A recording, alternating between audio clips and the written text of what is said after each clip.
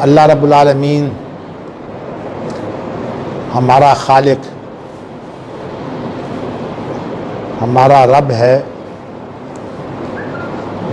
اس نے جس طرح انسان کو جو ہے وہ اعلیٰ معیار پر پیدا کیا ہے، اسی طرح اللہ تعالیٰ کی رہنمائی جو ہے وہ بھی اعلیٰ معیار رکھتی ہے۔ رہنمائی کے سلسلے میں اس وقت وہ لوگ جو شریعت پر دل سے ایمان نہیں رکھتے اور اس کی مختلف تعبیریں کر کے جو ہے وہ شریعت سے کچھ اور مراد لینا چاہتے ہیں، ان کے بارے میں یہ بات واضح ہے کہ شریعت صرف ما انزل اللہ ہے، جو اللہ نے اتارا ہے شریعت وہ ہے۔ نبی اکرم صلی اللہ علیہ وسلم نے جو کچھ فرمایا، قرآن مجید کے تو الفاظ بھی ہم اسی لیے مانتے ہیں کہ نبی اکرم صلی اللہ علیہ وسلم نے فرمایا کہ یہ اللہ کا کلام ہے، ورنہ ہمارے سامنے نہ تو جبرائیل آئے ہیں نہ کوئی اور آیا ہے جو آ کر ہمیں بتائے کہ یہ کلام جو ہے یہ اللہ رب العالمین کا ہے۔ وہ نبی اکرم صلی اللہ علیہ وسلم نے فرمایا کہ یہ قرآن مجید اللہ رب العالمین کی طرف سے ہے۔ اس کے علاوہ آپ دیکھیے کہ قرآن مجید جو ہے وہ 23 سال کے عرصے میں اللہ تعالیٰ نے مکمل کیا ہے۔ اس 23 سال کے عرصے میں قرآن مجید کس طرح مکمل ہوا ہے، جہاں تک قرآن مجید کے پیچھے واقعات ہیں وہ تو آپ کو نبی اکرم صلی اللہ علیہ وسلم کی زندگی میں مل جائیں گے، لیکن قرآن مجید کے الفاظ کی جو ترتیب ہے کہ کون سی عبارت کہاں رکھی جائے، یہ بھی جو ہے وہ اللہ تعالیٰ نے ہمارے لیے واضح کر دی ہے کہ کون سی عبارت کس کے پیچھے ہو۔ حتیٰ کہ اس وقت جو قرآن مجید ہمارے سامنے ہے یہ اللہ تعالیٰ کا ترتیب دیا ہوا ہے، لیکن اس کے بارے میں ہمیں کس نے بتایا؟ اللہ نہ سامنے آئے ہیں، نہ اللہ نے فرشتے کو ہمارے سامنے بھیجا ہے جو آ کر اسے ترتیب دے جائے۔ نبی اکرم صلی اللہ علیہ وسلم نے اسے ترتیب دیا ہے۔ اس میں یہ بعض احادیث میں اشارے موجود ہیں کہ جب کوئی آیت جو ہے وہ اترتی تو جبرائیل علیہ السلام جو ہیں وہ کس طرح اس کی ترتیب کا دھیان رکھتے۔ نبی اکرم صلی اللہ علیہ وسلم کے بارے میں یہ ارشاد گرامی ہے کہ آپ کو بتایا گیا کہ ان اللہ یامر بالعدل والاحسان وایتاء ذی القربی جو ہے یہ فلاں جگہ رکھ دے۔ نبی اکرم صلی اللہ علیہ وسلم نے جیسے اللہ نے فرمایا اس جگہ رکھ دیا۔ جہاں تک قرآن مجید ہے اس کے تو الفاظ بھی اللہ رب العالمین کے ہیں، اور اللہ رب العالمین نے قرآن مجید کی تلاوت بھی کی ہے، اس اعتبار سے یہ اللہ کی کلام ہے۔ اب نبی اکرم صلی اللہ علیہ وسلم کو جو قرآن مجید محفوظ کرایا گیا ہے وہ اس طرح کروایا گیا ہے کہ اللہ تعالیٰ نے جبرائیل کو بھیجا، اور جبرائیل جو ہیں وہ ویسے تو آپ کے ساتھ مختلف وقتوں میں یہ تبادلہ خیال کرتے رہتے تھے کہ قرآن مجید کی فلاں آیتیں فلاں جگہ رکھ دی جائیں، فلاں صورت میں رکھ دی جائیں، لیکن جبرائیل نبی اکرم صلی اللہ علیہ وسلم کے ساتھ جو ہے وہ ہر سال قرآن مجید کا دور بھی کرتے تھے۔ دور اس کو بولتے ہیں کہ نبی اکرم صلی اللہ علیہ وسلم جو ہیں وہ جبرائیل علیہ السلام کو سناتے اور جبرائیل جو ہے وہ انہیں سناتے،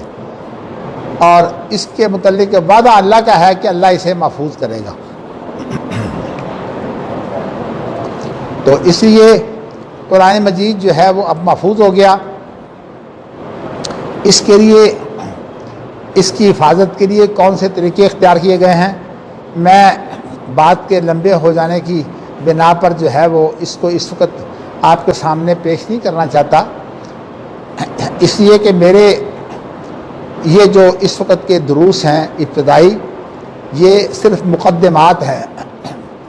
وہ ابتدائی چیزیں ہیں، وہ پیش کی چیزیں ہیں جو میں حدیث پڑھانے سے پہلے آپ کے لیے جو ہے وہ پیش کر رہا ہوں۔ چونکہ حدیث کے بارے میں لوگوں کی کوششیں یہ رہی ہیں کہ کسی طرح حدیث کو جو ہے وہ نبی اکرم صلی اللہ علیہ وسلم کی گفتگو جو ہے وہ ثابت کر کے کہ نبی اکرم صلی اللہ علیہ وسلم کی ایسی گفتگو ہے جو اللہ سے وحی کی صورت میں نہیں آئی۔ امام احمد بن حنبل اور دیگر علماء کی جو آزمائش ہوئی تھی وہ یہی ہوئی تھی کہ قرآن مجید جو ہے وہ اللہ تعالیٰ کے الفاظ نہیں ہیں، نبی اکرم صلی اللہ علیہ وسلم کے اندر اللہ نے پیدا کر دیے تھے۔ تو جو چیز اللہ کسی کے اندر پیدا کریں وہ مخلوق ہوتی ہے، تو اللہ کی کلام بننے کے بعد قرآن مجید جو ہے وہ یوں ہو گیا ہے، یہ اللہ کا بول ہے، اور اللہ کے بول کے اندر حفاظت بھی اللہ کی ہے، اس لیے کہ اللہ نے بولا ہے، اور نبی اکرم صلی اللہ علیہ وسلم کا ذہن اگر کسی وقت کوئی ادھر ادھر گیا ہے تو اللہ تعالیٰ نے اس وقت جو ہے وہ اس ذہن کو بالکل سیدھا رکھا ہے۔ جیسے قرآن مجید میں ہے کہ کوئی نبی اور کوئی رسول جو ہے وہ اگر اس کو کوئی اور توجہ ہوئی ہے، کوئی اور اس کو خواہش ہوئی ہے، تو اللہ تعالیٰ نے اپنی کلام کو جو ہے وہ سیدھا کر دیا ہے۔ اس اعتبار سے قرآن مجید جو ہے وہ اللہ کا کلام ہے، اور اللہ کے بارے میں یہ نظریہ جو پیش کیا گیا ہے کہ اللہ تعالیٰ اگر گفتگو کریں گے تو گفتگو کی کوئی ابتدا بھی ہوتی ہے اور کوئی گفتگو کی انتہا بھی ہوتی ہے، اور اس کو اصطلاح میں بولا جاتا ہے کہ یہ حادث ہے، اور حادث کا معنی ہے فانی ہونا۔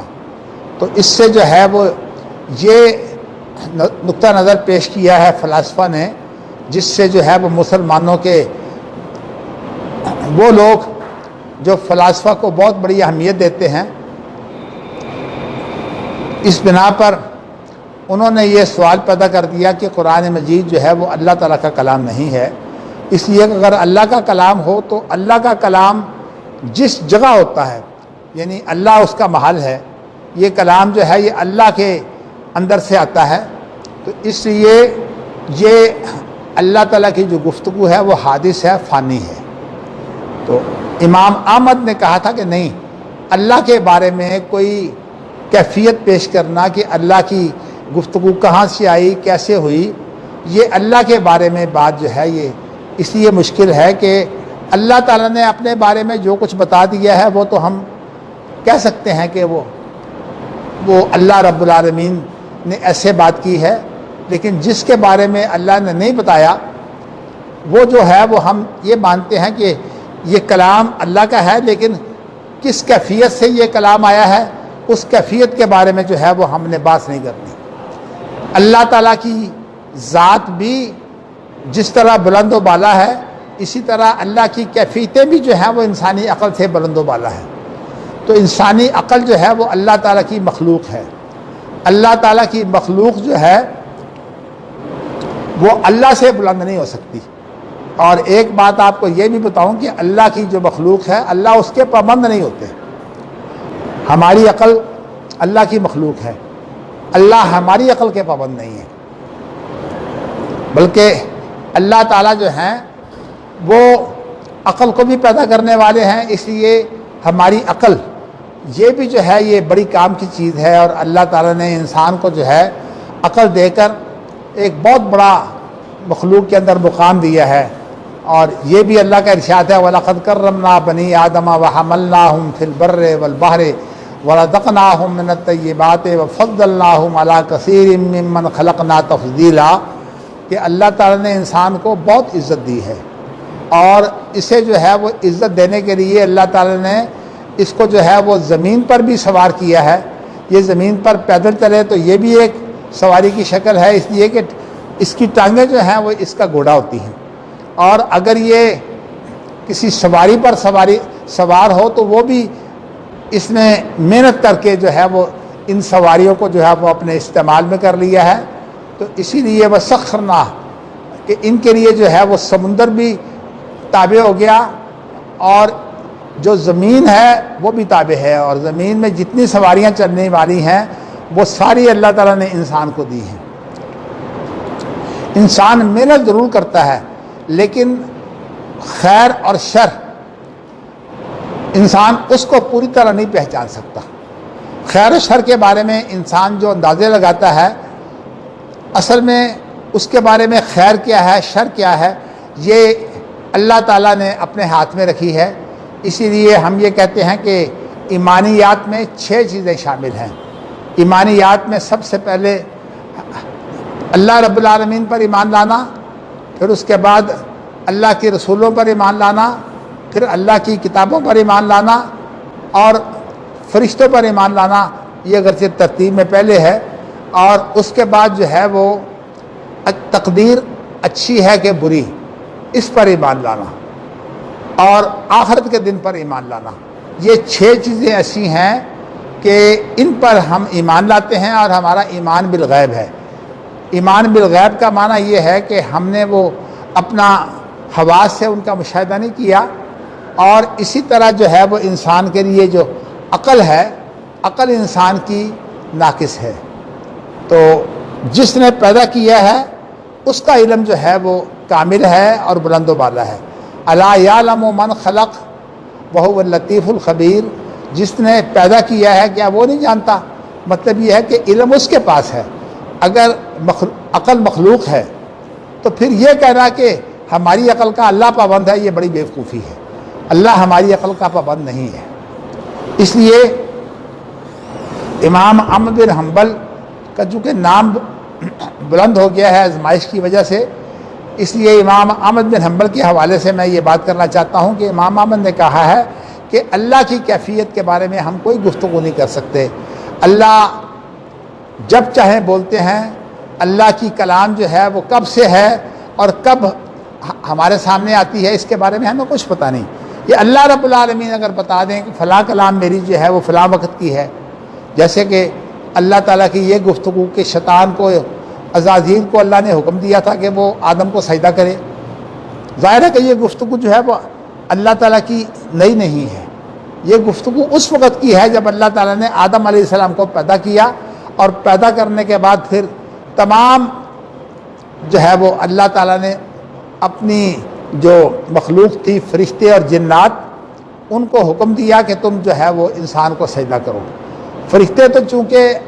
اللہ تعالیٰ کی اس طرح کی مخلوق ہیں کہ وہ اپنا اختیار بھی استعمال نہیں کرتے، ان کا اختیار بھی جو ہے وہ اللہ کا اختیار ہوتا ہے۔ میں اس کی وضاحت کے لیے آپ کو صرف ایک مثال دے دیتا ہوں تاکہ آپ کو سمجھ آ جائے۔ قرآن مجید کی سورت جو مریم ہے اس کے اندر اللہ تعالیٰ نے اس بات کا ذکر کیا ہے کہ وَاذْكُرْ فِي الْكِتَابِ مریم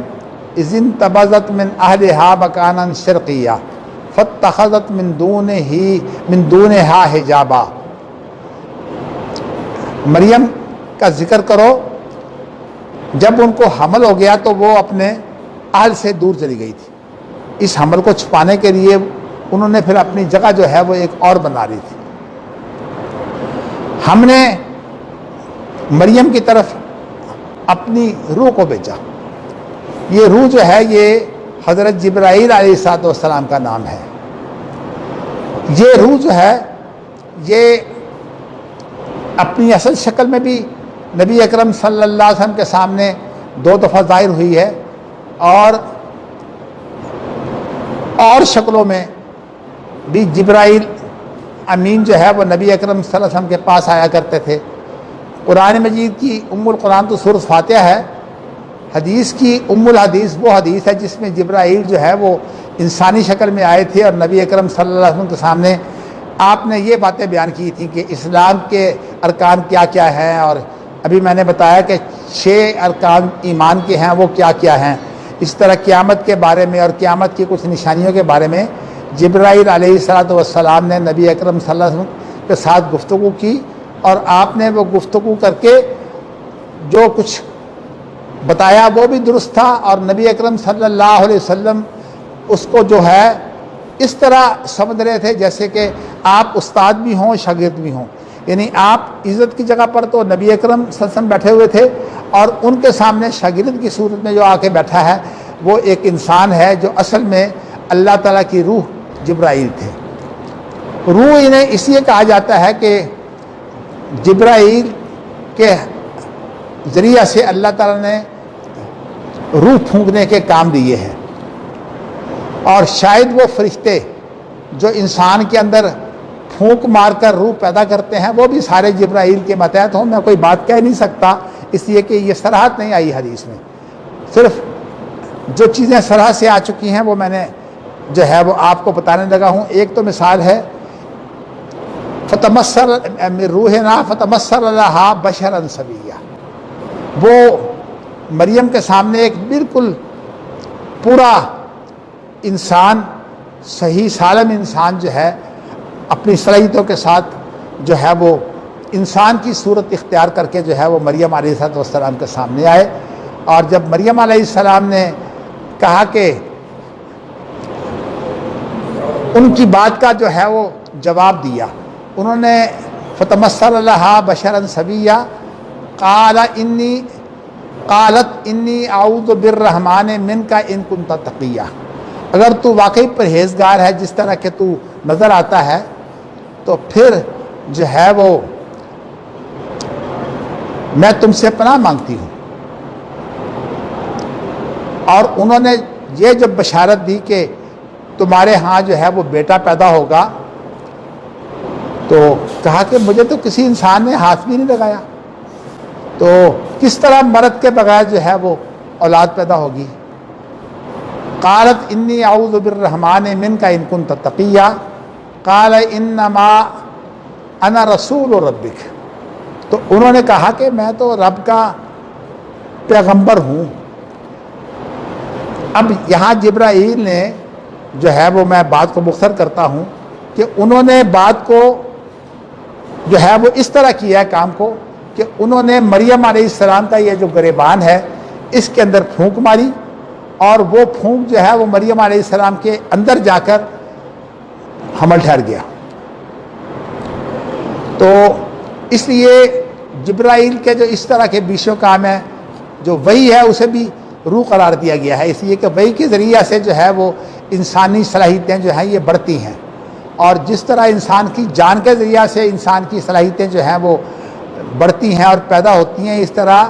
جبرائیل امین جو ہے وہ جو وحی لے کر آتے تھے وہ بھی جو ہے وہ اللہ کی روح تھی۔ اور قرآن مجید میں اللہ نے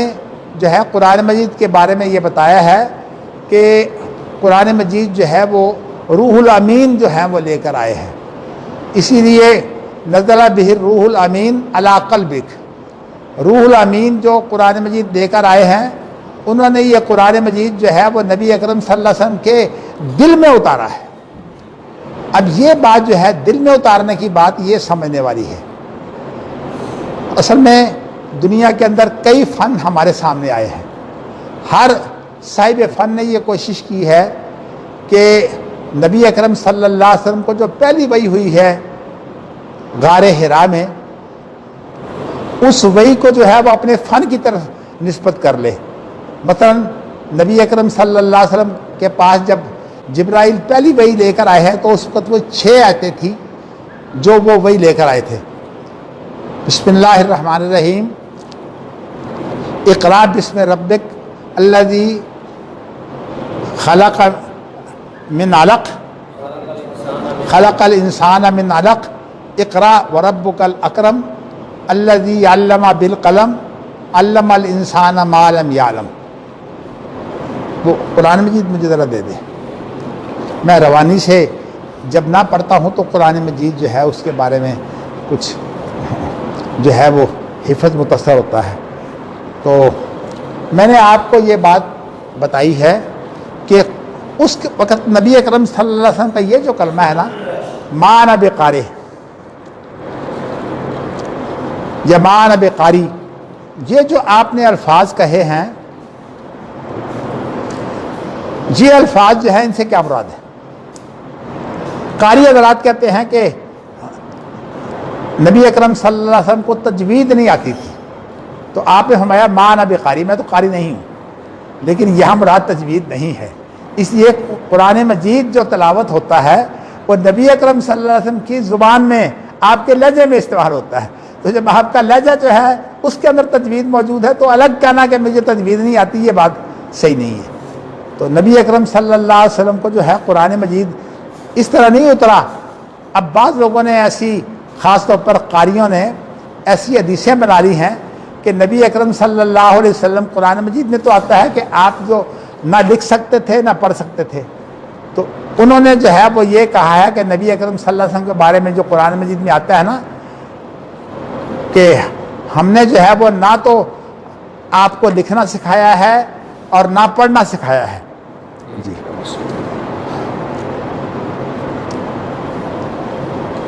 اور آپ کو کیا سکھایا ہے؟ بل ہوا آیات بینات فی صدور العلم، بل ہوا آیات بینات فی صدور الذین اوتوا العلم، یہ وہ واضح آیتیں ہیں جو اللہ تعالیٰ نے جن کو علم دیا ہے ان کے سینے میں جو ہے یہ آیتیں اتاری گئی ہیں۔ تو اصل بات یہ ہے کہ یہ جو وحی کا سلسلہ ہے یہ چونکہ غیر انسانی صلاحیتوں کا حامل ہے، تو اس لیے جبرائیل جب یہ وحی لے کر آئے تو اس وقت یہ وحی جو ہے اس نے اترنا تو تھا دل پر، لیکن یہ دل پر اتر نہیں رہی تھی، اس وجہ سے کہ ابھی اس کی ابتدا تھی، اور ابتدا میں ہر کام ایسا ہوتا ہے کہ جو ابھی پوری طرح جو ہے وہ کامیاب نہیں ہوتا۔ تو اس وجہ سے روح الامین نے جو آپ کے دل پر قرآن مجید اتارا ہے تو اس میں انہوں نے پھر ایسا کام کیا کہ نبی اکرم صلی اللہ علیہ وسلم نے فرمایا کہ میں پڑھ نہیں سکتا۔ اصل بات یہ ہے کہ اگر آپ کو لکھائی جو ہے وہ بھی سکھا دی جائے، جیسے کہ میں نے آپ کو بتایا کہ بعض لوگوں نے ایسی حدیثیں بنا لی ہیں، جب اوپن یونیورسٹی کے اندر جو ہے وہ میں نے قرآن مجید سنا، میں نام نہیں لینا چاہتا اس لیے کہ کسی شخص کی میں تردید نہیں کرنا چاہتا، تو اس شخص نے بتایا کہ نبی اکرم صلی اللہ علیہ وسلم جو ہیں بعد میں ان کو جو ہے لکھنا پڑھنا سکھا دیا گیا تھا، بلکہ جب وہی لکھی جاتی تو وہ بتاتے کہ اس کو کیسے لکھنا ہے، اور اس کے بارے میں جو آپ کا رسم الخط ہے وہ بھی وہی ہے جو نبی اکرم صلی اللہ علیہ وسلم نے جو ہے وہ، یہ رسم الخط جو ہے یہ نبی اکرم صلی اللہ علیہ وسلم کا ہے۔ تو اس لیے بعد میں جب پھر ماسراوی صاحب کے ساتھ یہاں علماء کی میٹنگ ہوئی تو وہ کہنے لگے کہ یہ رسم الخط جو ہے یہ نبوی ہے، وہ صاحب بھی موجود تھے، تو میں نے ذرا ان کی طرف توجہ کر کے کہا کہ اگر یہ رسم الخط نبوی ہے تو اسے رسم الخط عثمانوی کیوں کہتے ہیں؟ پھر اللہ کے رسول کی طرف نسبت کرنا چاہیے۔ حدیثیں اللہ کے صحابہ خبر دیتے ہیں بہت سی حدیثوں کے بارے میں، لیکن ہم انہیں حدیث نبوی کہتے ہیں، اس لیے کہ اصل مفہوم تو نبی اکرم صلی اللہ علیہ وسلم نے بیان کیا ہوتا ہے۔ تو اسی طرح قرآن مجید کا اگر رسم الخط جو ہے وہ نبوی ہے تو پھر کہو نبوی رسم الخط، تو یہ قرآن مجید جو ہے کوئی نہیں کہتا کہ یہ نبوی رسم الخط ہے۔ تو اس لیے جب یہ نبوی نہیں ہے عثمانوی ہے تو پھر جس طرح جو ہے وہ صحابہ کی جو گفتگو ہے، اگرچہ قرآن مجید جو ہے وہ تواتر سے ثابت ہے، اس لیے کہ اتنے لوگ پڑھنے والے ہیں، اتنے لوگ اس کو یاد کرنے والے ہیں کہ ان کے یاد کے بعد یہ کہا نہیں جا سکتا کہ قرآن مجید کی کوئی چیز جو ہے یہ غلطی رہ گئی ہے۔ آپ دیکھیے ہمارے چھوٹے چھوٹے بچے جو ہیں وہ کس طرح قرآن مجید پڑھتے ہیں۔ تو میں نے آپ کو یہ بتایا ہے کہ قرآن مجید اللہ تعالیٰ نے چونکہ دل پر اتارنا تھا، عام گفتگو جو ہم کرتے ہیں وہ ہمارے کانوں تک آتی ہے، یا ہم کوئی چیز دیکھتے ہیں تو ہماری آنکھوں سے، اگر اور چیز ہم محسوس کرتے ہیں تو ہمارا نفس کرتا ہے، نفسیات کے مسائل، لیکن جو قرآن مجید دل پر اتارا گیا ہے یہ ایسی چیز ہے جو دل پر اتری ہے۔ اور علامہ اقبال سے کسی نے پوچھا کہ آپ جو شاعری کرتے ہیں وہ تو ایسا معلوم ہوتا ہے کہ یہ روحانی قسم کی شاعری ہے، وہ کہتے ہیں مجھے بعض دفعہ یوں معلوم ہوتا ہے جیسے کہ الفاظ میرے اوپر اتر رہے ہیں، یعنی مجھے شعر بعض دفعہ الہام ہو جاتے ہیں۔ تو اللہ تعالیٰ نے جو نبوت کی وحی ہے وہ تو صرف نبیوں پر کی ہے، لیکن اللہ نے اور وحی جو ہے وہ نبیوں کے علاوہ بھی کی ہے، جیسے علامہ اقبال کو جو ہے وہ کوئی بات الہام ہو گئی، اور یہ الہام جو ہے وہ اللہ تعالیٰ خوابوں کے ذریعہ سے اپنے بندوں کو جو ہے وہ کرتے رہتے ہیں۔ میں اس وقت جو ہے وہ اپنے موضوع سے ہٹنا نہیں چاہتا، میں آپ کو بتانا ہی چاہتا ہوں کہ نبی اکرم صلی اللہ علیہ وسلم پر قرآن اترا اور ہم آپ کے کہنے پر قرآن مجید پڑھتے ہیں، اور قرآن مجید جو ہے وہ نبی اکرم صلی اللہ علیہ وسلم نے جس وحی سے ترتیب دیا ہے وہ کہیں موجود نہیں ہے، وہ صرف نبی اکرم صلی اللہ علیہ وسلم کا دور ہے کہ آپ نے جبرائیل سے دور کیا اور صحابہ کو وہ آپ نے چیزیں بتائی ہیں، اور صحابہ نے جو یاد کیا ہے وہ نبی اکرم صلی اللہ علیہ وسلم سے یاد کیا ہے۔ بلکہ ایسے بھی لوگ ہیں عبداللہ بن مسعود وغیرہ جنہوں نے آخری جو دور آپ نے جبرائیل کے ساتھ کیا ہے وہ دورہ کیا ہے، تو اس وقت عبداللہ بن مسعود اس دور میں موجود تھے۔ تو کہنے کا مقصد یہ ہے کہ صحابہ نے یہ نبی اکرم صلی اللہ علیہ وسلم سے لیا ہے، اور یہ چیزیں جو ہیں نبی اکرم صلی اللہ علیہ وسلم نے ہمیں بتایا ہے کہ فلاں صورت کے بعد فلاں صورت، یہ قرآن کی پوری ترتیب جو ہے یہ نبی اکرم صلی اللہ علیہ وسلم کی ہے۔ ایک مسئلہ چونکہ اہم ہے، میں آپ کو اس لیے یہ بتانا چاہتا ہوں، اس میں اختلاف ہے، وہ یہ ہے کہ نبی اکرم صلی اللہ علیہ وسلم نے قرآن مجید کی صرف صورتیں جو ہیں وہ ترتیب دی ہیں، یا آپ نے صورتوں کی جو اندرونی ترتیب ہے وہ بھی آپ نے دی ہے۔ اس کے بارے میں عبداللہ بن مسعود کی جو بات ہے نا، جو آخری دور میں بھی آپ کے ساتھ موجود تھے، ان کی بات سے سمجھ آتی ہے کہ یہ صورتیں جو ہیں یہ نبی اکرم صلی اللہ علیہ وسلم نے ترتیب نہیں دی، کیونکہ عبداللہ بن مسعود کا قرآن مجید، اس کا ذکر صحیح بخاری میں آتا ہے کہ عبداللہ بن مسعود کا جو قرآن مجید تھا اس کے اندر جو سورۃ دخان ہے یہ مفصلات میں تھی، اور مفصلات شروع ہوتی ہیں حجرات سے، حجرات سے شروع ہوتی ہیں، اور سورۃ حجرات تو ہے یہ 26ویں پارے کے آخر میں ہے، اور جو سورۃ دخان ہے یہ 25ویں پارے میں ہے۔ تو اس کا مطلب ہے کہ عبداللہ بن مسعود کے قرآن مجید میں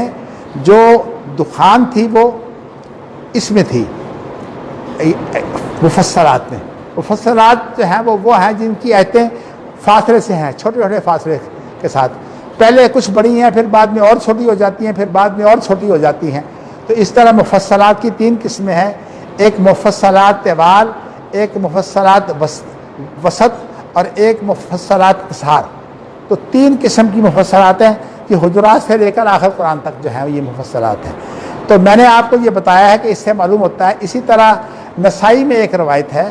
کہ نبی اکرم صلی اللہ علیہ وسلم نے ایک رات جو ہے وہ سورۃ بقرہ پڑھی، اس کے بعد پھر آپ نے جو ہے وہ سورۃ نساء پڑھی، اور اس کے بعد پھر آپ نے سورۃ آل عمران پڑھی۔ اس سے بھی معلوم ہوتا ہے کہ نبی اکرم صلی اللہ علیہ وسلم کی تلاوت جو ہے وہ کوئی مرتب قرآن مجید جو اس کو تمہارے سامنے ہے اس کے مطابق نہیں ہے، چونکہ نبی اکرم صلی اللہ علیہ وسلم نے جو قرآن مجید ہمارے لیے ترتیب دیا ہے، جو ہم پڑھتے ہیں، اور جس کے صحابہ جو ہے وہ حافظ ہوا کرتے تھے، تو اس قرآن مجید میں جو ہے وہ سورۃ بقرہ پہلے ہے، پھر اس کے بعد آل عمران ہے، نساء نہیں ہے۔ تو اس طرح سے نساء بعد میں ہے۔ تو کہنے کا مقصد یہ ہے کہ اس سے معلوم یہ ہوتا ہے کہ قرآن مجید کی صورتوں کی ترتیب جو ہے یہ نبی اکرم صلی اللہ علیہ وسلم کی دی ہوئی نہیں ہے۔ اور یہ اگرچہ حضرت عثمان رضی اللہ تعالیٰ عنہ نے جو آدمی مقرر کیے تھے وہ لکھنے پڑھنے کے بھی ماہر تھے، اور وہ شخص جو نبی اکرم صلی اللہ علیہ وسلم کے ساتھ اکثر قرآن مجید جو ہے وہ یاد رکھتے اور قرآن کے حافظ تھے، زید بن ثابت انصاری تھے، لیکن قرآن مجید کی مہارت کی وجہ سے یہ اتنے ماشاءاللہ حافظے کے تیز تھے کہ نبی اکرم صلی اللہ علیہ وسلم نے کہا کہ تم عبرانی زبان سیکھو، تو 14 دن کے اندر انہوں نے عبرانی زبان سیکھ لی۔ 14 دن کے اندر عبرانی زبان اس طرح سیکھ لی جس طرح کہ عبرانی زبان جو ہے اس میں تورات ہے۔ یہ زید بن ثابت نے 14 دن کے اندر پوری عبرانی زبان سیکھ لی۔ اتنے ذہین تھے اور اتنے ماشاءاللہ یادداشت، یعنی ویسے بھی حافظ قرآن تھے اور ماشاءاللہ یادداشت بھی بہت اچھی تھی۔ اس لیے جتنی دفعہ قرآن مجید جو ہے وہ جمع ہوا ہے وہ حضرت زید بن ثابت کو اس کا جو ہے وہ ہیڈ بنایا گیا ہے۔ تو اس اعتبار سے جو ہے وہ زید بن ثابت کا ایک مقام ہے۔ تو میں بتانا یہ چاہتا ہوں کہ زید بن ثابت جو ہے وہ ان کو جو ہے وہ قرآن مجید جمع کرنے کی ذمہ داری دی گئی۔ نبی اکرم صلی اللہ علیہ وسلم کی زندگی میں جو قرآن مجید تھا وہ اس طرح تھا کہ ٹھکریوں پر یہ جو درخت کی چھالیں ہوتی ہیں ان پر، اور اسی طرح جو ہے وہ ایسے پتھروں پر جو لمبے پتھر ہوتے ہیں، اور ایسی چیزیں جن پر لکھا جا سکتا ہے۔ نبی اکرم صلی اللہ علیہ وسلم کے زمانہ میں قرآن مجید اس طرح لکھا گیا تھا لیکن ایسا قرآن مجید جو ہے وہ اس طرح مجلد نہیں ہوتا. وہ قرآن مجید جو ہے وہ ڈھیر کی صورت میں موجود تھا. صحابہ کو زبانی یاد تھا، لیکن انہوں نے یہ کوشش کی، انہوں نے جو طریقہ کار طے کیا وہ یہ کیا کہ جو قرآن مجید ہمیں یہاں ملے گا، ہم جو قرآن کے حافظ ہیں ان قرآن کے حافظوں سے پوچھ کر اس کو نقل کریں گے، لیکن کم از کم 2 ایسی مثالیں موجود ہوں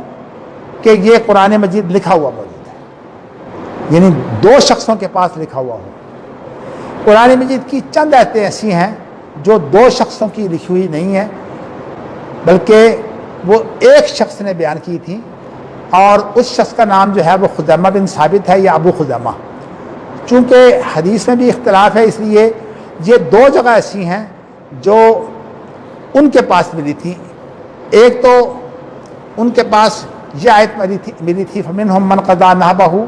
وَمِنْهُمْ مَنْ يَنْتَظِرُ. یہ آیت بھی جو ہے وہ انہی کے پاس ملی تھی. اور ایک لَقَدْ جَاءَكُمْ رَسُولٌ مِّنْ أَنفُسِكُمْ عَزِيزٌ عَلَيْهِ مَا عَنِتُّمْ حَرِيصٌ عَلَيْكُمْ بِالْمُؤْمِنِينَ رَءُوفٌ رَحِيمٌ فَإِن تَوَلَّوْا فَقُلْ حَسْبِيَ اللَّهُ لَا إِلَٰهَ إِلَّا هُوَ عَلَيْهِ تَوَكَّلْتُ وَهُوَ رَبُّ الْعَرْشِ الْعَظِيمِ. تو یہ 2 جگہ جو ہیں یہ ابو خزیمہ اور خزیمہ بن ثابت جو ہیں وہ ان سے ثابت ہیں. لیکن میں آپ کو یہ بتاؤں کہ یہ دونوں شخص جو ہیں وہ اکٹھے نہیں کیے جا سکتے، اس لیے کہ جو ایک شخص سے کتابت لے کر اس کو جو ہے وہ 2 شخصوں کے برابر شمار کیا گیا ہے، وہ ایک شخص ہے، اور وہ صحابی ہے جس نے نبی اکرم صلی اللہ علیہ وسلم کے حق میں گواہی دی تھی. آپ نے سفر کے اندر کسی سے اونٹ خریدا تھا، اور وہاں جو قیمت اس کی طے پائی وہ تھوڑی تھی، اس لیے کہ سفر تھا. جب منڈی میں پہنچ جاتا ہے تو پھر تو قیمت بڑھ جاتی ہے. تو نبی اکرم صلی اللہ علیہ وسلم نے یہ خریدا اور اس کی قیمت جو ہے وہ آپ نے طے کر دی، لیکن سفر میں آپ نے ادا نہیں کی. جب منڈی میں پہنچا تو اس شخص نے جو ہے وہ نبی اکرم صلی اللہ علیہ وسلم جب اس کی قیمت گھر سے لینے گئے تو اس نے جو ہے وہ کسی اور کو بیچ دیا. جب اس نے کسی اور کو بیچ دیا تو نبی اکرم صلی اللہ علیہ وسلم خود آئے تو آپ نے فرمایا کہ دیکھو تمہارے ساتھ میرا سودا ہو چکا ہے. تو اس نے کہا گواہ لاؤ. اصل بات یہ ہے کہ نبی اکرم صلی اللہ علیہ وسلم کے ساتھ جب اس نے سودا کیا اس کے قریب گواہ موجود نہیں تھے. تو نبی اکرم صلی اللہ علیہ وسلم کو اس نے جب کہا اب شریعت کے پابند تو آپ ہی ہیں، ثم جعلناک علی شریعۃ من الامر فاتبعھا، تو شریعت کے پابند چونکہ آپ بھی ہیں اس لیے نبی اکرم صلی اللہ علیہ وسلم نے جو ہے وہ اس کے لیے گواہی تلاش کی. تو آپ کی گواہی کے لیے ایک شخص تیار ہو گیا. یہی وہ شخص جس کا نام خزیمہ بن ثابت یا ابو خزیمہ ہے، یہ تیار ہو گیا. نبی اکرم صلی اللہ علیہ وسلم کے حق میں اس نے گواہی دی، اور نبی اکرم صلی اللہ علیہ وسلم نے فرمایا کہ یہ ایک گواہی جو ہے وہ 2 گواہیوں کے برابر ہے، کیونکہ ایک گواہی اگر قسم کے ساتھ ہو تو وہ بھی 2 گواہیوں کے برابر ہوتی ہے. اس طرح سے نبی اکرم صلی اللہ علیہ وسلم نے اس صحابی سے جو ہے وہ بہت معیاری صحابی تھا، اس کی ایک گواہی 2 گواہیوں کے برابر قرار دی. تو اس طرح سے قرآن مجید کی 2 چیزیں ایسی ہیں جو صرف یادداشت سے نہیں ہیں، کیونکہ قرآن مجید کی اصل حفاظت تو سینوں سے ہوئی ہے نا. تو اس لیے میں تھوڑی سی بات کو ہلکا کرنے کے لیے آپ کو ایک مثال دے دیتا ہوں. ایک یہودی جو ہے اس کا جو ہے وہ ایک عام صحابی تھا، اس کے ساتھ مکالمہ ہو گیا. مکالمہ یہ تھا کہ ہماری تورات جو ہے وہ بہتر ہے قرآن مجید سے، اس لیے کہ تورات کی جو تختیاں ہیں وہ اللہ رب العالمین نے اپنے ہاتھ سے لکھی ہیں. اب تو وہ تختیاں موجود نہیں ہیں، تو مقصود اللہ نے لکھی تورات، اور اللہ تعالیٰ نے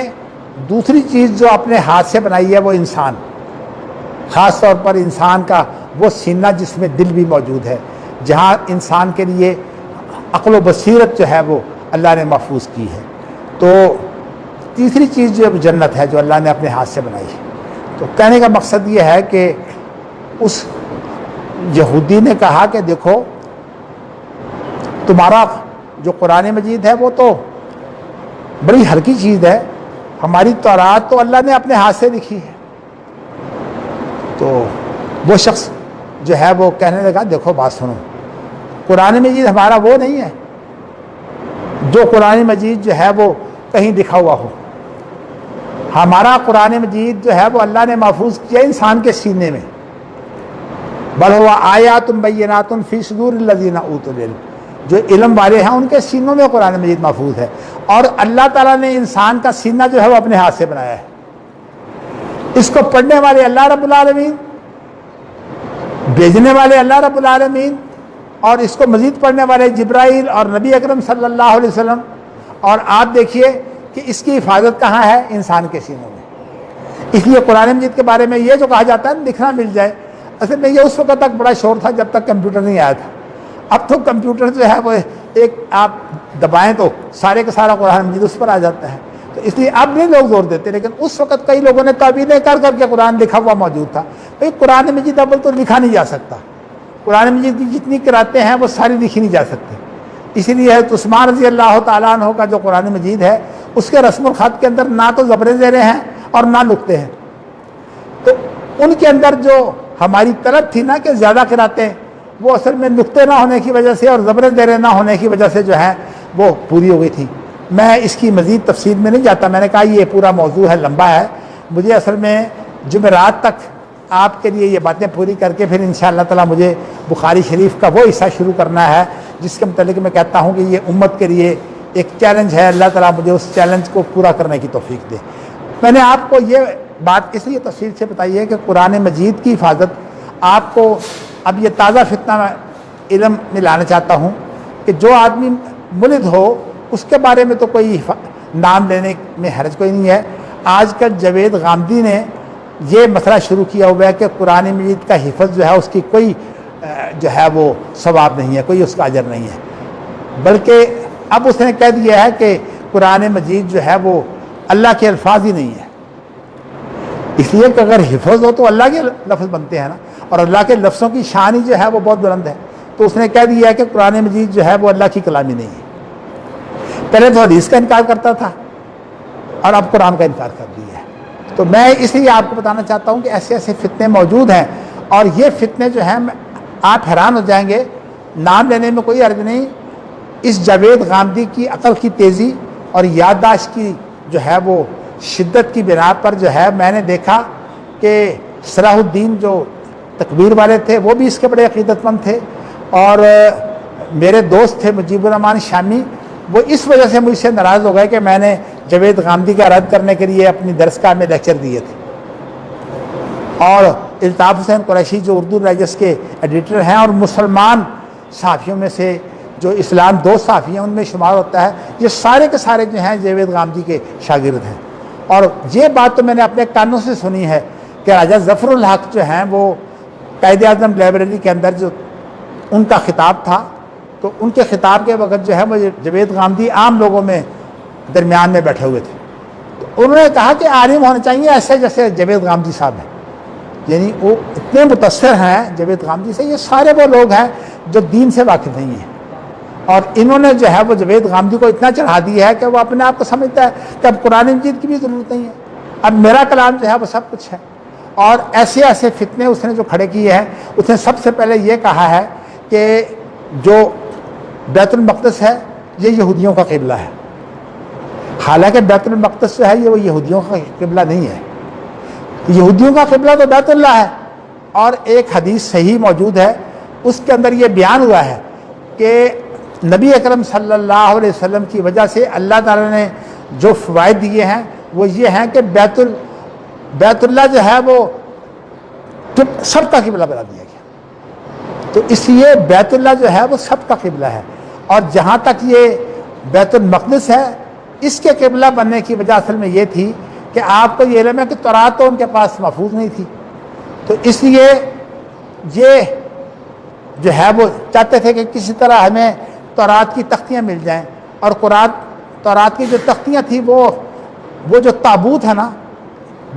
اس میں تھی، تو ایک تو اللہ نے ان پر یہ مہربانی کی کہ انہیں تابوت مل گیا، اور یہ اس جنگ میں ملا ہے جس کا جو ہے وہ سربراہ جو ہے وہ طالوت تھا، تو ایک تو انہیں تابوت مل گیا۔ اب انہوں نے پہلے تو یہ قبلہ کچھ تھا ہی نہیں ان کا، گھروں میں جو رخ ٹھیک ہوتا یہ وہاں قبلہ وجعلوا بیوتکم قبلہ، اللہ نے کہا ہے کہ تمہارے گھر جو ہیں وہ قبلہ ہیں، اس لیے کہ ان کے لیے کھلی زمین میں نماز پڑھنی جائز نہیں ہے۔ نبی اکرم صلی اللہ علیہ وسلم کی یہ امتیازی بات ہے کہ آپ کھلی زمین پر جو ہے وہ نماز پڑھتے ہیں۔ یہ موسیٰ علیہ السلام کو یہ چیز حاصل نہیں ہے، اس لیے انہوں نے گھروں کے قبلہ بنایا، اور پھر بعد میں جو لوگ صحرا میں نمازیں پڑھتے تھے ان کے لیے جو ہے وہ یہ بات بڑی پسندیدہ تھی کہ وہ جو ہے وہ کوئی ایسی چیز رکھ لے جس کے اندر جو ہے وہ تورات رہی ہو، تو وہ تابوت کو سامنے رکھتے تھے۔ پھر یہ تابوت جو ہے وہ انہوں نے جو ہے وہ ایک جگہ کو مقدس بنانے کے لیے وہاں دفن کر دیا۔ اب یہ کسی کو ملتا نہیں ہے، اس تابوت کی تلاش کے لیے جو ہیں وہ اب بنی اسرائیل جو ہیں یا یہودی جو ہیں وہ بڑی محنت کر رہے ہیں، اور جگہ جگہ سے انہوں نے جو مسجد اقصیٰ ہے اس کو گرا دیا ہے تاکہ جو ہے وہ تابوت مل جائے۔ تو اصل میں انہوں نے کیا کیا تھا کہ جو نماز پڑھتے تو تابوت کو پھر قبلہ بنا لیتے، اس وجہ سے تابوت جو ہے وہ ایک مقدس چیز بن گئی۔ لیکن بیت المقدس میں جب یہ دفن کیا گیا ہے پھر بیت المقدس قبلہ بنایا گیا ہے، وہ تابوت کی وجہ سے، ورنہ بیت المقدس تو خود مسجد نبوی کی طرح ہے۔ جیسے مسجد نبوی میں نماز بہت ثواب رکھتی ہے، بیت المقدس میں بھی نماز جو ہے وہ مسجد نبوی میں نماز کا آدھا ثواب وہ رکھتی ہے۔ تو میرا کہنے کا مقصد یہ ہے کہ یہ بیت اللہ قبلہ ہے، اور حدیث میں آتا ہے کہ نبی اکرم صلی اللہ علیہ وسلم نے فرمایا کہ موسیٰ علیہ السلام کو جب موت کا فرشتہ آیا تھا جان قبض کرنے کے لیے تو موسیٰ علیہ السلام ناراض ہو گئے تھے۔ میں لمبی بات نہیں بتاتا، تو اس وقت موسیٰ علیہ السلام نے 3 خواہشات ذکر کی تھی۔ ایک خواہش یہ کی تھی کہ میں بیت المقدس کو دیکھ لوں، بیت المقدس کو میں دیکھ لوں، لیکن ایک خواہش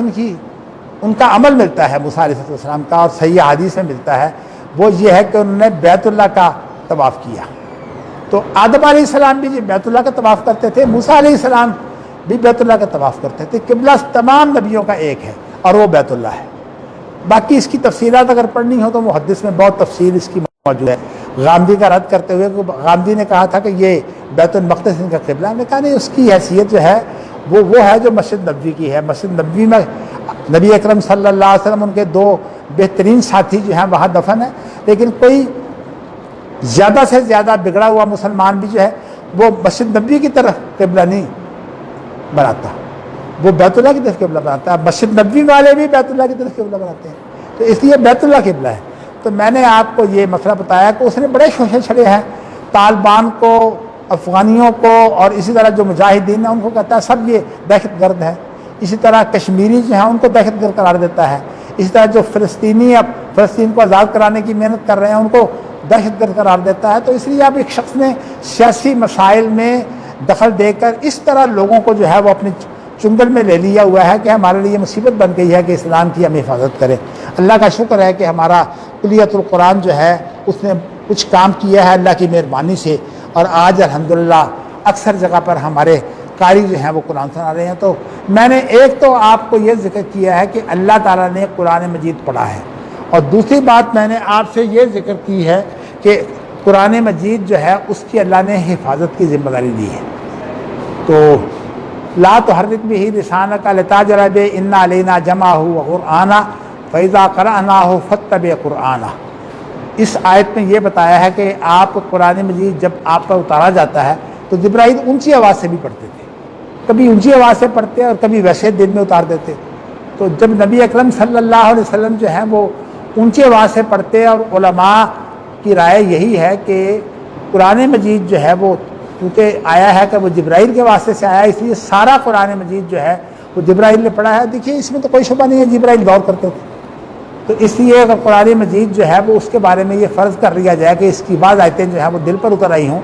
تو کوئی عرض نہیں ہے۔ جیسے اقرا بسم ربک الذی خلق جو ہے یہ دل پر اتری ہے، اور اس وقت کوئی آدمی تو گواہ ہی نہیں تھا۔ تو نبی اکرم صلی اللہ علیہ وسلم پر جو چیز اتری ہے وہ چونکہ دور کی صورت میں تو آپ نے اس کو دہرایا ہے، اس لیے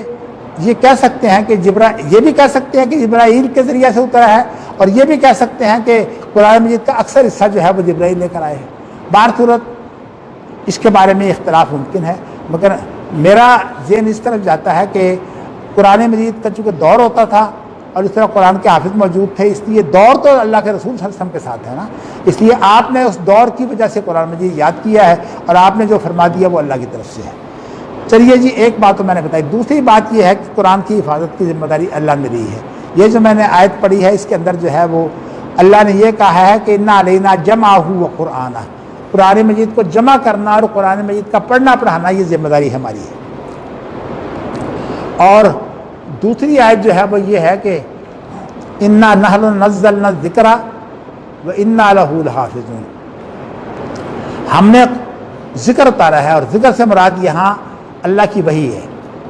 ذکر سے مراد جو ہے وہ اللہ کی وحی ہے. اور اللہ تعالیٰ فرماتے ہیں کہ ہم نے ذکر اتارا اور ہم ہی اس کی حفاظت کرنے والے ہیں. یہ میں نے جو لفظ بولا اللہ کی وحی، یہ کیوں بولا ہے؟ اس لیے کہ وحی کی ایک قسم تو قرآن مجید ہے جو اللہ کی کلام ہے، اور جو لکھی بھی گئی ہے اور یاد بھی کی گئی ہے، اس کی عبارتیں بھی جو ہیں ہمارے لیے حجت ہیں. اس کے جو صیغے ہیں، اس کی معمولی تبدیلیاں جو ہیں جو قراتوں کی صورت میں ظاہر ہوتی ہیں، وہ تمام کی تمام ہمارے لیے حجت ہیں.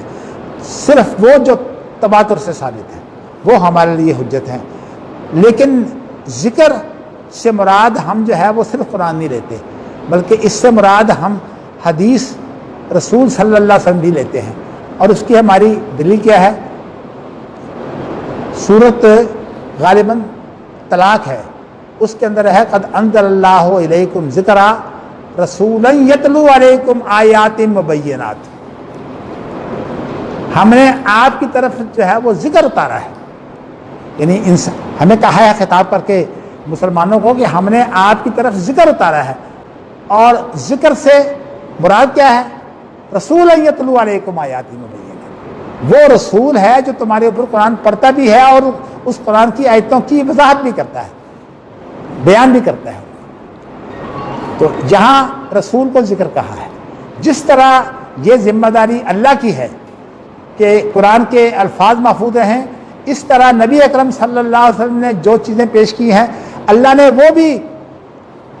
اہل علم کے ذریعے سے جو ہے وہ محفوظ رکھی ہوئی ہیں. لیکن ہمیں پتہ اس لیے نہیں ہے کہ ان کا کوئی شمار نہیں ہے، اس لیے بعض لوگوں کے پاس ہوتی ہیں، بعض لوگوں کے پاس نہیں ہوتی. لیکن بڑے بڑے ایسے لوگ ہیں، جیسے کہ اب امام بخاری کہتے ہیں کہ میں نے جو بخاری تیار کی ہے یہ 3 لاکھ حدیثوں میں سے لی ہے. 1 لاکھ تو صحیح ہے اور 2 لاکھ جو ہیں وہ اس معیار کی نہیں ہے. تو معنی یہ ہے. اس طرح اور ائمہ ایسے بھی ہیں جن کو 10 لاکھ حدیثیں یاد تھیں، لیکن سندوں کے ساتھ حدیثیں جو ہیں وہ 10 لاکھ بھی ہیں.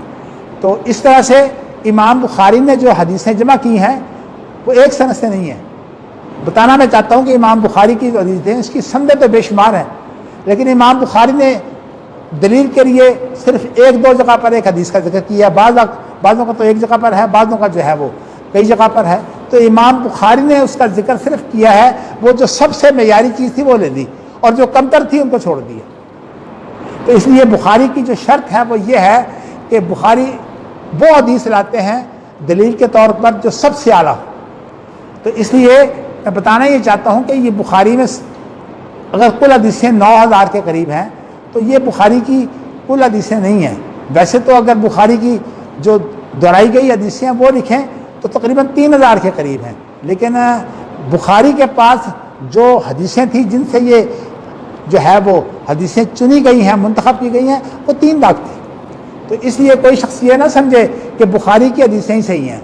بخاری کے اندر ایک حدیث کی بسا اوقات 100 سند ہوتی ہے اور بخاری کو وہ یاد ہوتی ہے، اور ان 100 سندوں میں سے ایک سند جو معیاری ہوتی ہے وہ لے لیتے ہیں جو ان کی اپنی شرط پر ہوتی ہے.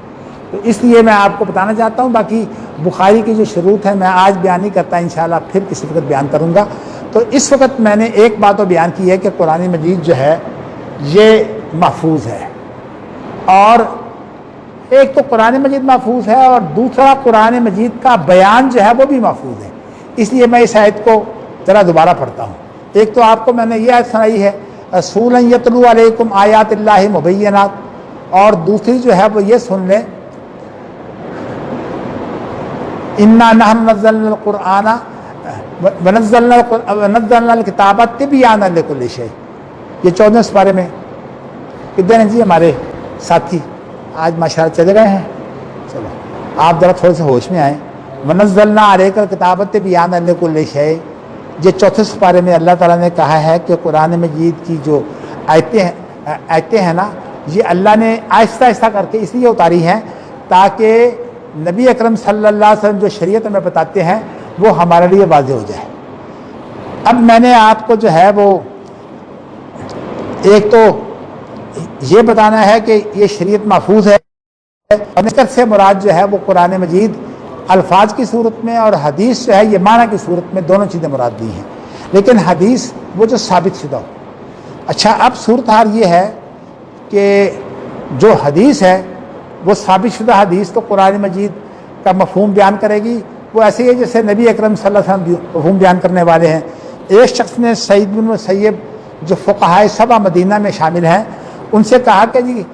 بعض دفعہ حدیثیں جو ہیں قرآن مجید کے مخالف ہوتی ہیں، تو اسے کہنے لگے یہ بتاؤ کہ نبی اکرم صلی اللہ علیہ وسلم قرآن کی مخالفت کے لیے آئے تھے؟ آپ نبی اکرم صلی اللہ علیہ وسلم کی طرف کی یہ بات منسوب کریں کہ ان کو حدیثوں کا پتہ نہیں تھا، یہ بہت بڑا الزام ہے۔ نبی اکرم صلی اللہ علیہ وسلم تو اگر عام زندگی میں کوئی چھوٹی سی غلطی کر جائیں تو ان کے لیے جو ہے وہ قرآن مجید اصلاح کے لیے آ جاتا ہے، جس سے میں نے بتایا آپ کو عبس وتولی ان جاءہ الاعمی، نبی نہ آیا تو نبی اکرم صلی اللہ علیہ وسلم کو درست کر دیا گیا۔ نبی اکرم صلی اللہ علیہ وسلم معصوم ہے، معصوم وہ ہوتا ہے جس کو غلطی سے بچایا جائے، اور اللہ کی جو صفت ہے وہ سبحان ہے۔ سبحان وہ ہے جس سے غلطی کا احتمال نہ ہو، اللہ سے تو غلطی ہوتی نہیں۔ نبی اکرم معصوم ہے، ان کا کوئی بچانے والا ہے، تو عاصم کہتے ہیں بچانے والے کو، تو نبی اکرم صلی اللہ علیہ وسلم کا جو مقام ہے وہ معصوم کا ہے۔ اچھا، اب میں نے آپ کے سامنے جو چیز بیان کرنی ہے وہ یہ ہے کہ نبی اکرم صلی اللہ علیہ وسلم نے قرآن مجید اور قرآن مجید کے علاوہ جو اور چیزیں آپ کو واضح کرنی تھیں وہ آپ نے جو ہے وہ واضح کر دی ہیں۔ میں صرف آپ کو ایک مثال دے دیتا ہوں کہ قرآن مجید کے بارے میں تو اسی آیت میں موجود ہے، لا تحرک بہ لسانک لتعجل بہ ان علینا جمعہ وقرآنہ فاذا قرأناہ فاتبع قرآنہ ثم ان علینا بیانہ، یعنی جب ہم پڑھیں تو آپ بھی جو ہیں وہ اس کو پڑھا کریں، اور ثم ان علینا بیانہ، پھر ہماری ذمہ داری ہے کہ قرآن مجید کی ہم وضاحت کریں۔ اور ثم کے لفظ سے یہ بیان کیا ہے کہ وہ بعد میں اس قرآن مجید کی وضاحت بھی ہوتی رہے گی، لیکن کئی چیزیں ایسی ہیں جو پہلے بیان ہو چکی ہیں، اور وہ بھی جو ہے وہ اللہ کی طرف سے جو ہے وہ جب نبی اکرم صلی اللہ علیہ وسلم کی طرف سے بیان ہوگی تو وہ بھی قرآن مجید کا بیان ہوگا۔ اچھا، بیان کے بارے میں بھی غامدی کا بہت دکھ ہے، وہ کہتا ہے بیان وہ چیز ہوتی ہے جو شرح کے طور پر ہو، اور جو چیز اصل متن میں موجود نہ ہو وہ شرح میں نہیں ہو سکتی۔ میں نے اس کا رد کرتے ہوئے جو ہے جو درس میں کہا تھا کہ اللہ تعالیٰ نے قرآن مجید کے ساتھ حدیث کو شرح نہیں کہا، اس کو بیان کہا ہے، اور بیان کے ذریعہ سے وہ جو باتیں ہم بیان کرتے ہیں ان کی بڑی تشریح ہو سکتی ہے۔ اور اس کے لیے میں نے مثال دی تھی قرآن مجید میں سورت بقرہ کے اندر اللہ نے بیان کے معنی بیان کیے ہیں۔ اب یہ سورت بقرہ کے اندر ہے، میں آپ کو جو ہے وہ سنا دیتا ہوں، کیونکہ یہ ماشاءاللہ پہلے سپارے میں ہے اور اکثر لوگ جو ہیں یہ اس کو جو ہیں وہ سنتے بھی ہیں پڑھتے بھی ہیں۔ سورت بقرہ میں جو ہے نا کہ اللہ کے رسول صلی اللہ علیہ وسلم پر ہم نے جو ہے وہ قرآن اتارا، یہ دوسرے پارے میں ہے، ہاں دوسرے سپارے میں ہے جی، میں آپ کے لیے دوسرے پارے میں سے نکال دیتا ہوں جی، میں ایک منٹ جی ہے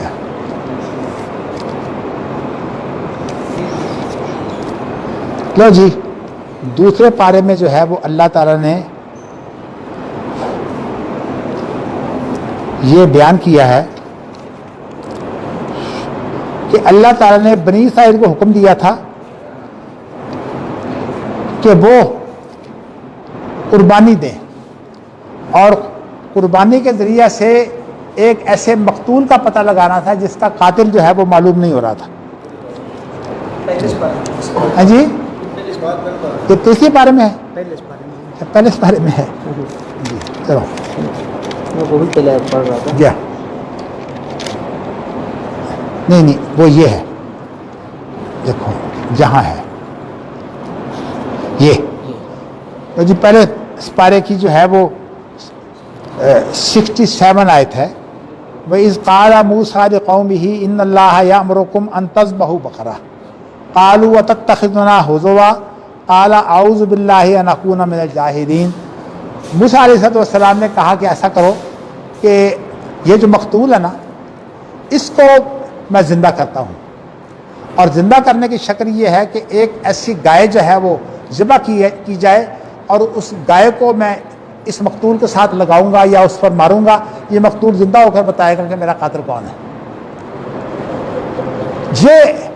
موسیٰ علیہ السلام نے کہا، چونکہ انہیں خطرہ تھا کہ ہمارا قاتل ظاہر ہو جائے گا، اس لیے انہوں نے کہا کہ موسیٰ علیہ السلام ہمیں تو سمجھ نہیں آتی کہ گائے کس طرح کی ہو، تو انہوں نے جو لفظ استعمال کیے ہیں وہ یہ استعمال کیے ہیں کہ لفظ یہ ہیں کہ قالوا ادع لنا ربک یبین لنا ما ہی، اپنے رب کو پکارو تاکہ وہ ہمارے لیے کھول کر بیان کر دے۔ یبین کا یہاں ترجمہ کیا ہے؟ کھول کر بیان کر دے۔ تو جو بیان ہوتا ہے وہ اصل میں شرح نہیں ہوتی، صرف اس کے اندر کھول کر بیان کرنا ہوتا ہے۔ دیکھیے نا، وہ یہاں کھول کر بیان کرنے کے لیے پہلے یہ کہتے ہیں کہ انہ یقول انہا بقرۃ لا فارض ولا بکر، اللہ یہ فرماتے ہیں کہ ایسی گائے ہونی چاہیے جو نہ تو جو ہے وہ ابھی بچھڑی ہو، یعنی ابھی جوان نہ ہوئی ہو، اور ولا بکر